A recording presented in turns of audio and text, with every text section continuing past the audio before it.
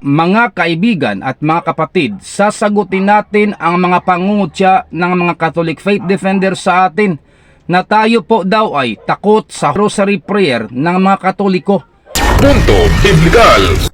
Mga rason kung bakit hindi dapat katakutan ang rosary prayer ng Katoliko, sapagkat walang mababasa kahit kailanman na may utos ang Diyos sa Biblia na mag-rosary prayer ang kanyang mga disipulo, at walang kahit isang bersikulo sa Biblia na nangaral ang mga apostoles ni Kristo na mag-rosary prayer ang mga alagad ni Kristo.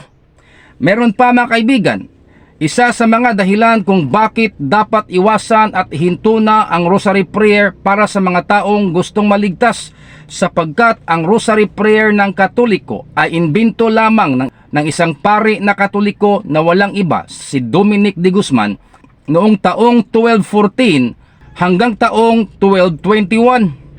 Sa makatuwid, ang doktrinang ito ay doktrina lamang ng simbahang Romano-Katoliko at hindi doktrina ng ating Panginoong Hesukristo. Babasahin natin mga kaibigan ang nakasulat sa Apokalipsis 22:18. Ito po ang sinabi, "Ako si Juan ay nagbibigay babala sa lahat ng mga nakakarinig sa pahayag ng Diyos na nakasulat sa aklat na ito.